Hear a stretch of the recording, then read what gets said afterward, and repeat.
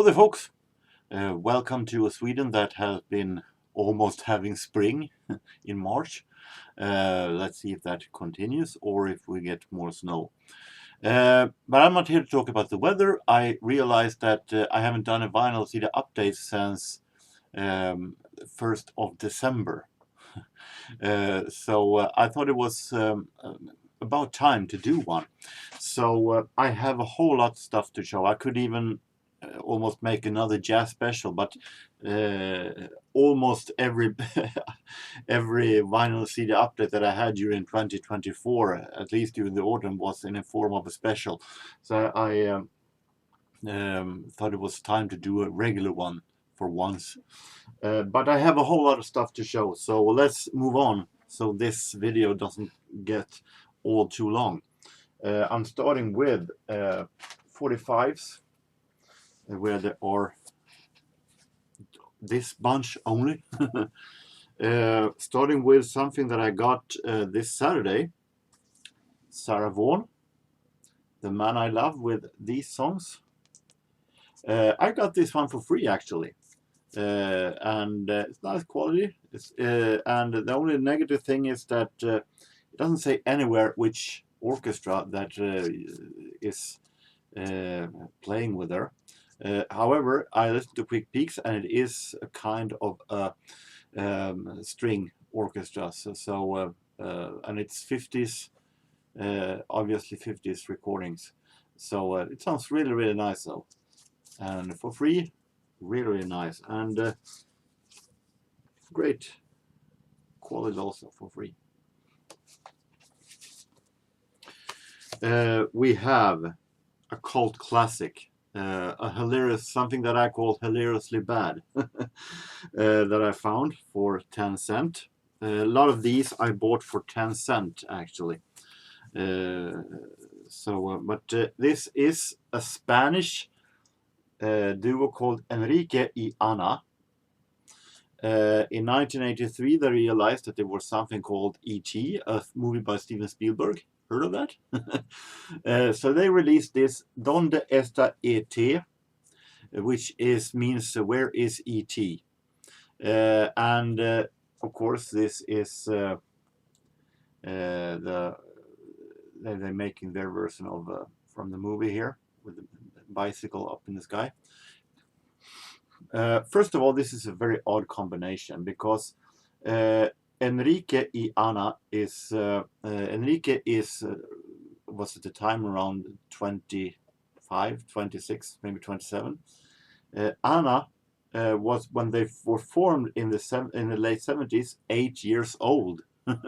So it's a very odd combination. This is 1983, so she is around 13 here. But this single is very, very special because we have them walking around asking, where is E.T.? Donde está E.T.? And you hear E.T. saying in the refrain, Mi casa, which means I'm home. If home is on this planet, or if it is in this boy's home, doesn't say a story, but since he says also in the refrain that he is on the phone, I assume that it is on Earth. Really, really hilariously stupid song, but it's really something that I like. Goes into the hilariously bad little case. Something more serious, CSS, Alexis Corner, and 16 Tons, and This Is My Life. I like CSS, as you know. The arrangements with horns are magnificent. Prefab Sprout, Where Love Breaks Down, really cool stuff from 1984.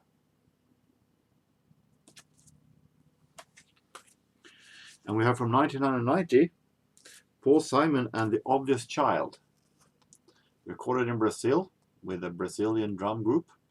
So it's really, really nice beat in this one, from this Rhythm of the Saints album.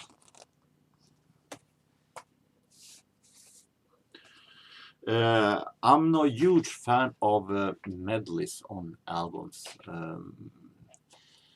I prefer the real songs. But and when they are released on 45s medleys as the main singles, I know it worked for Stars on 45 and stuff like that. But when they're released as a main A side on the single, it feels a little bit out of ideas for some reason. But I found two that I really wanted to get a hold of, since they costed only 10 cents. This is Shalamar, the great group with Howard Jewett and Jody Watley. And this is from something called Uptown Festival, Part 1 and Part 2, where they do a medley of various soul classics, Motown classics. It's from 1978. Really, really interesting.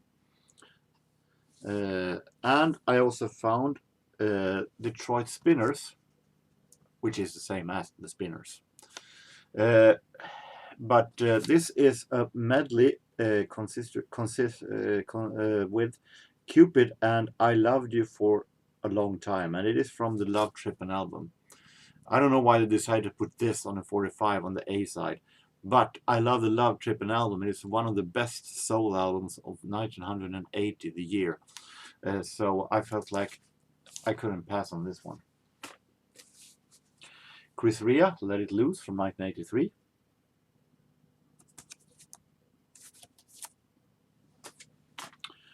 We have more soul from the 70s. Commodores, Sail On.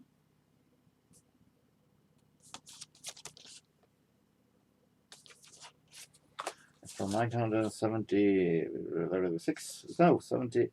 Yeah, 76. On Motown. Simply Red, Infidelity from 1987.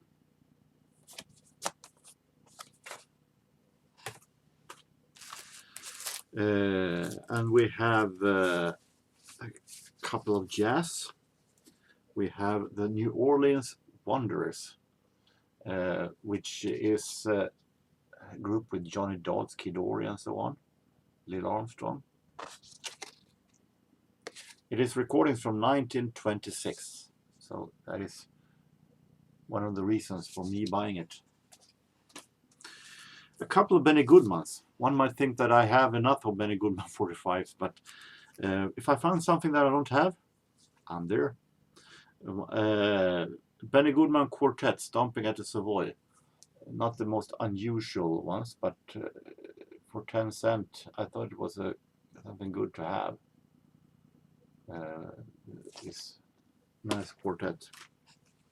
And we have a Benny Goodman and his orchestra, containing a lot of songs that I never heard of. I Ain't Mad at Nobody, and Man Here Plays Fine Piano. I never heard of these, so very, very interesting to have.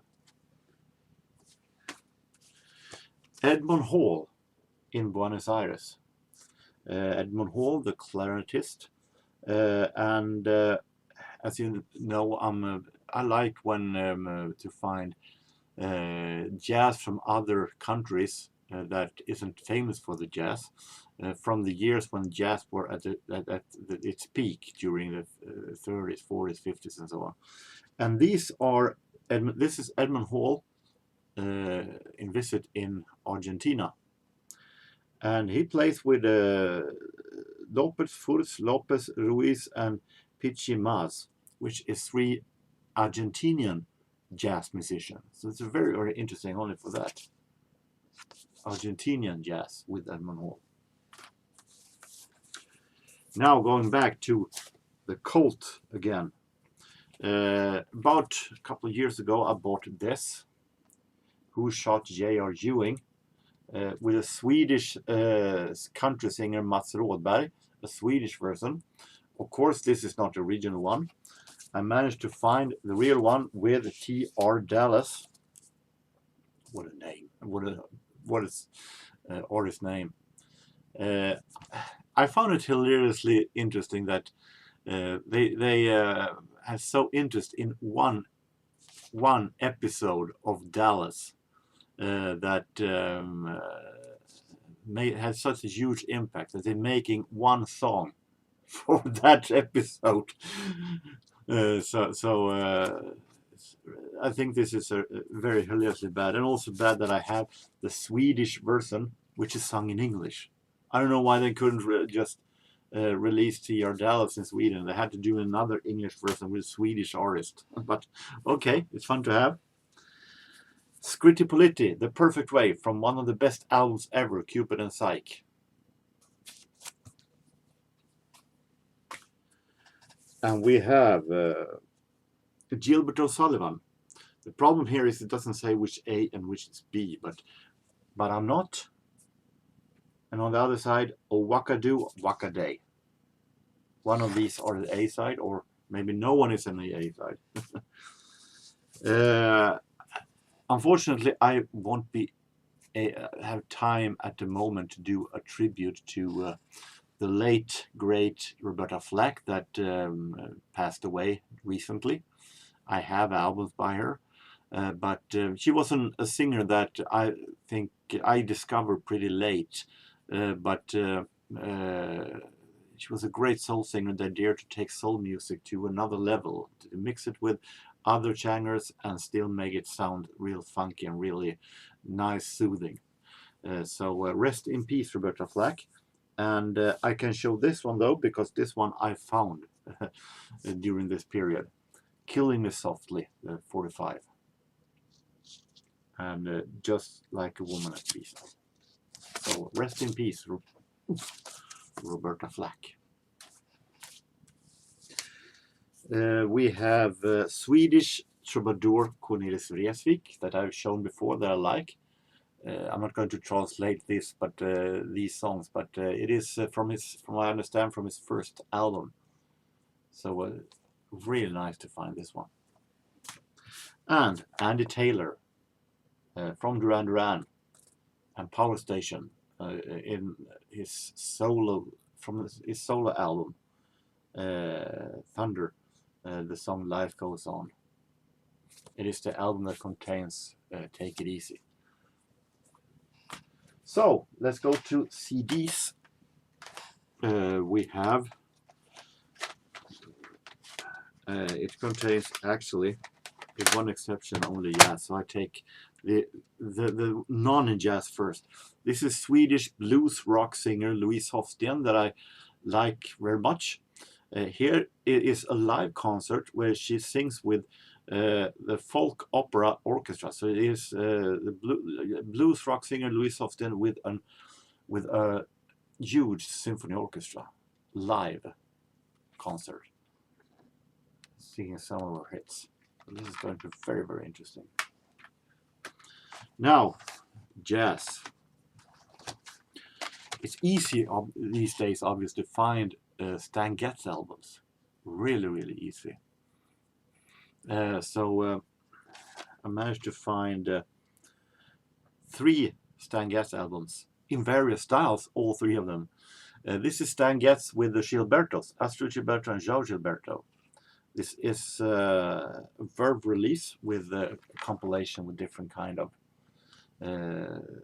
tracks, including the Girl from Ipanema.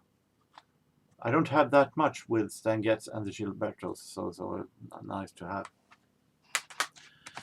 This is a special one. This is Stan Getz with Arthur Fiedler and the Boston Pops at the Tanglewood. This is also a live concert. I listened to quick peeks of it, and it sounds really, really relaxing and really, really nice. And it is not only Stan Getz, he has a quartet with him also. But it is with the Boston Pops Orchestra and Arthur Fiedler. And what's interesting is that the main songs here, with exception from the Girl from Ipanema that comes back here, which is Antonia Carlos Jobim song. These are songs by Alec Weiler, David Raxim, and Eddie Sauter, and those are made specific for Stan Getz for this album, even though some of them also are on soundtracks. But it says that they are composed, written for him and the Boston Pops, those songs by these So special made songs also. So really nice to have. And found this Saturday, Stan Getz and the Roots Quartet EMI release from 1900 recordings from the 1951. Really nice. Now, stepping away from Stan Getz, we have an artist that I don't have all that much with, but Cab Calloway. I think sometimes he tends to be too much of a comedian and too little of a jazz musician. But there's a song here called Strictly Colored Affair that I remember from my childhood, my first years as a jazz lover. And I felt like only for that I wanted this. And it sounds not all that bad, actually. It sounds pretty good for a Cab Calloway album. The quick peeks I've heard of it. Quincy Jones, Abstractions and More Funky Music. This is some kind of a low-budget compilation on That's Jazz. But I felt like I paid only 50 cents for it, and for that I felt like it was a really nice thing to have. These are 60s recordings, so it is in the crisscross when it started to mix jazz with more modern stuff. It sounds really nice in the quick peeks. Sarah Vaughan, again, those well on Jazz Time. And we have Joe Venuti and Eddie Lang. These are, normally I'm not that fond of violin in jazz, but with some exception, because Joe Venuti is very early, special for my new fascination of early jazz. And it is, I think it sounds really nice from the quick peeks I've heard, really nice early jazz. Now, full length. We have Lindsey Buckingham, starting with the non-jazz. Law and Order from 1981.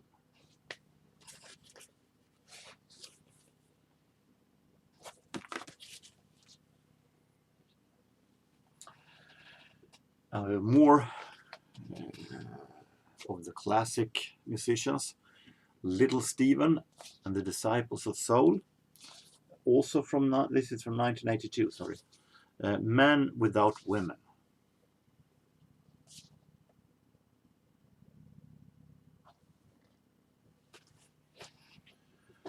We have Neil Sedaka. Not that huge fan of Neil Sedaka from the 60s. He's done some great stuff, but I prefer him from the 70s because then it's more smooth and with some soft pop that it sounds really nice. And this is Overnight Success from 1970. Boo. I think it is 75.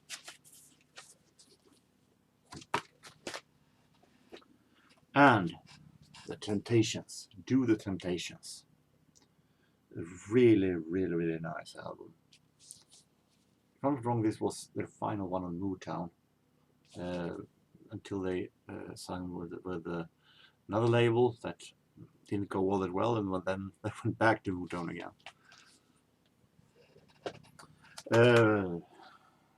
And Motown wasn't that pleased with Temptations doing stuff of their own instead of following the Motown style. This is Italian disco singer Dan Harrow and the album Lies from 1988. Dan Harrow is what you can call pre-Milli Vanilli. He was a model, this person. Dan Harrow actually was more of a project than a person, and they realized that this one, the model, couldn't sing one bit, so they hired singer Tom Hooker to do the vocal. But Tom Hooker had a fallen out with the project here, so they have gotten another guy who sounded pretty much like him. So it was. It's not the guy that's here that sings, so it's a little Milli Vanilli, but it still is a great 80s disco, 80s Italo disco. Thelma Houston, but not in the 70s, but from 1984. And some of the tracks is produced by Jimmy Jam and Terry Lewis. So only for that is very, very interesting to hear Thelma Houston along with these legends. And we have some 70s disco, Sally B and the Buzzy Bunch. Sally B was a disco singer that had a few hits. I think the biggest one was called Superman. That was on the album before this one. I listened to it, and it is actually okay. It's a good disco album, a good 70s disco album that will stay in the collection. Even though I heard even more funkier stuff from other in the same genre. Now is jazz the rest. Sarah Vaughan, once again for the third time, and this is with Jimmy Rawls Quintet, also a live album. This. I listened to it, and it's really, really nice. Really nice, relaxing. She sings very, very good, and really, really nice live concert. Only negative side is that, of course, it is fading between the tracks. I would prefer if it was a complete concert, but it's still great. We have something that is little in between jazz and disco, maybe soul funk.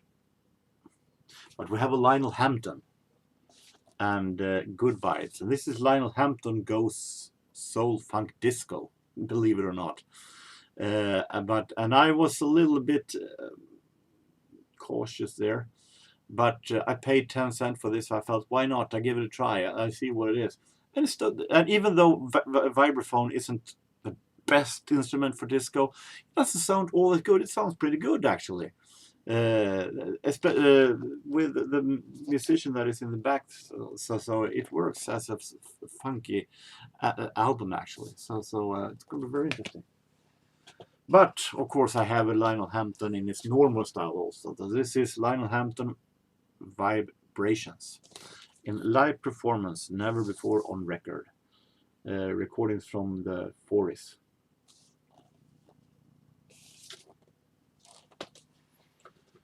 Duke Ellington and Piano Reflections. And this is a really, really highly recommended album. This is Duke Ellington without his orchestra. Some he plays only by himself, and some he has a trio. And not often you find Duke Ellington in a really small playing in a trio, small sessions. So this is really, really nice.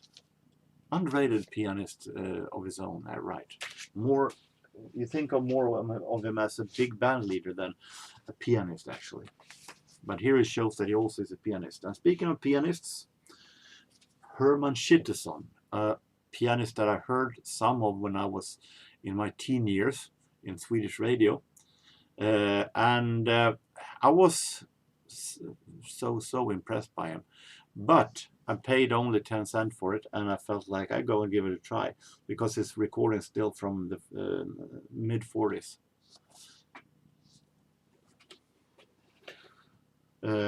We have another pianist, Tommy Flanagan, Best Of, released on Pablo, Norman Granth's label. And Tommy Flanagan, really interesting pianist, done some really great stuff. A trio with recordings from 1900 and from the late 70s, I think, something like that. Now we're coming to a label that I showed some of in my previous vinyl CD update, the Jazz Special, Jazz Tribune, from RCA's RCA's French Black and White series. And this is Benny Carter and a double set. Now I have a lot of Benny Carter, but these also contain some of the earliest stuff he's done from the 20s that I have never heard of. So it felt like really nice to have this nice double album set. Can you believe that I paid 10 cents for this? And now we're marching into early jazz from the 20s. Starting with another jazz tribute from RCA Black and White series. This time with a band that that also a part of my earliest jazz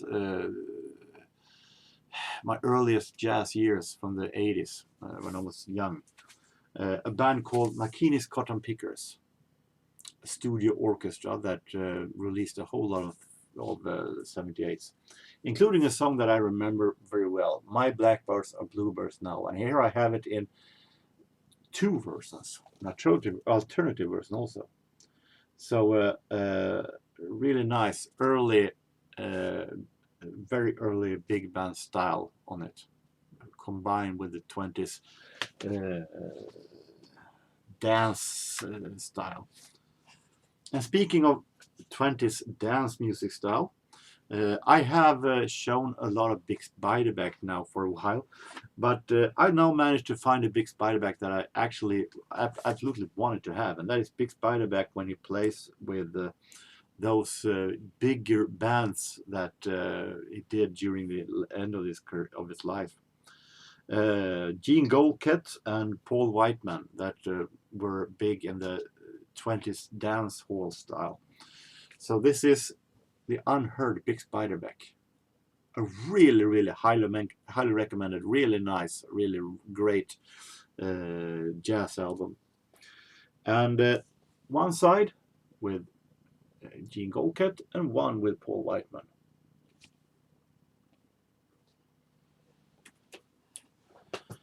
We have the 20s Flapper Party. Now you might think that this is some kind of a 20s tribute band with late releases, but it actually is.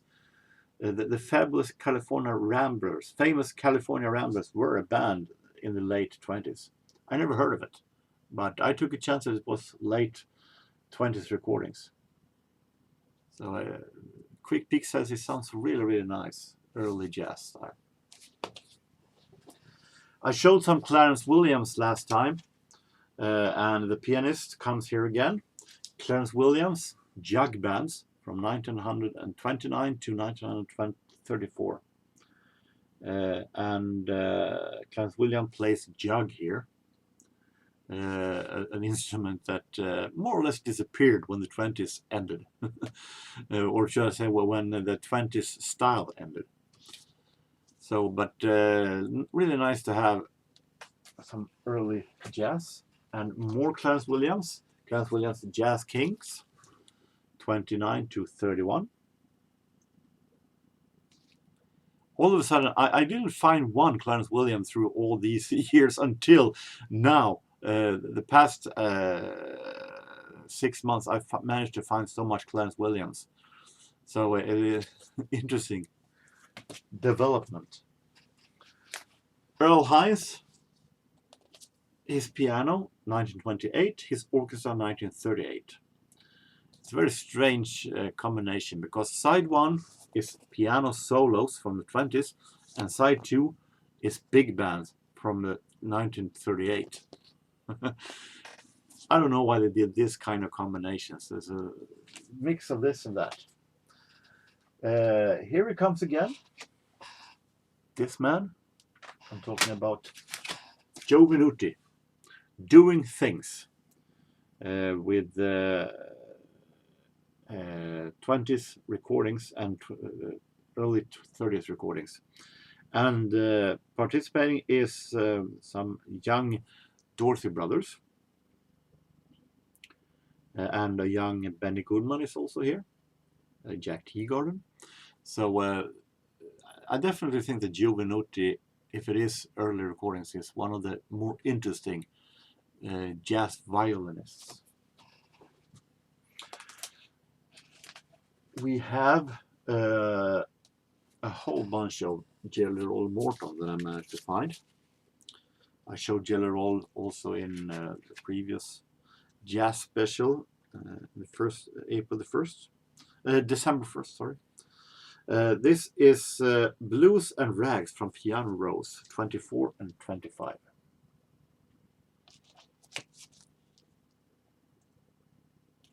On Jazz Anthology.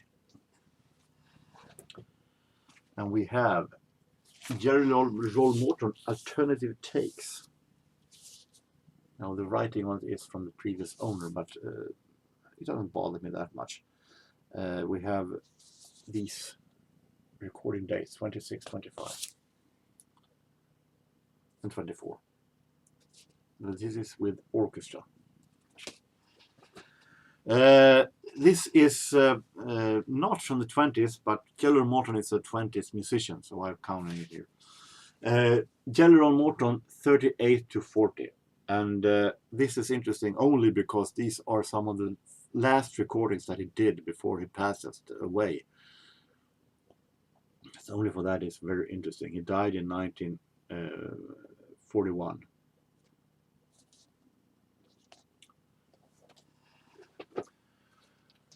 We have Jabbo Smith and it's Rhythm Aces, a musician that I haven't heard hardly anything with. But Affinity has released a lot of great stuff, and it also recording from 1929, so 27. So it's really nice to discover. And finally, an album with a cover that goes into the category hilariously bad. What were they thinking?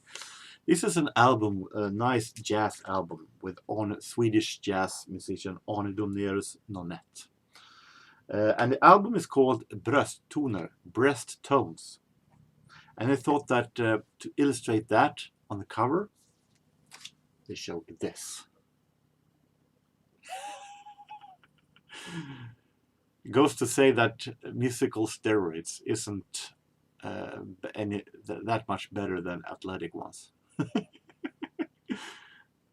It was such a unexpected with this nice. I listened to quick peeks of it. It sounds like really nice Swedish jazz, though there is a very, very corny picture instead. So it contains a jazz version of the Swedish national anthem. It's very interesting. So that is what I have been finding for the past months. So now we're marching into March. We had marched into March. So let's see what the future has to offer when it comes to records. So I say like this. Thank you for watching, and so like, subscribe, comment, and until next time, have a nice time no matter where you are, no matter what you do. Take care and so long.